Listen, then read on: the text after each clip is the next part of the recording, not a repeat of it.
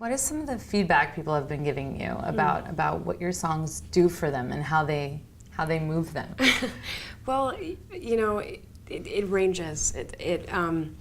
I think most people have some sort of an emotional experience, whether it's they cry or whether they, you know, think about something for a couple days, you know, after a show. And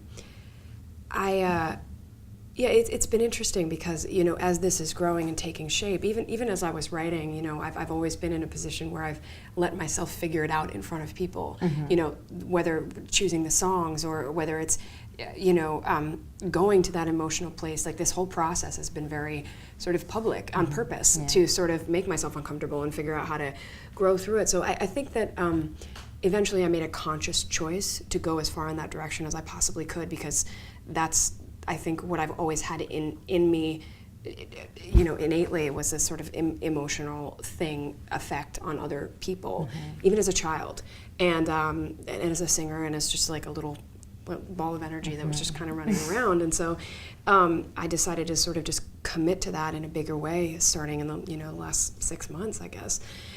So, I mean, the feedback has always been really interesting. I mean, sometimes people just come up to me and they're just like crying, you know, which is awesome. Like, I think that's probably me.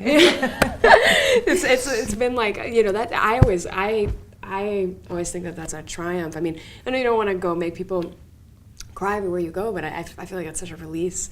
And you know, when people sort of are like, what just happened?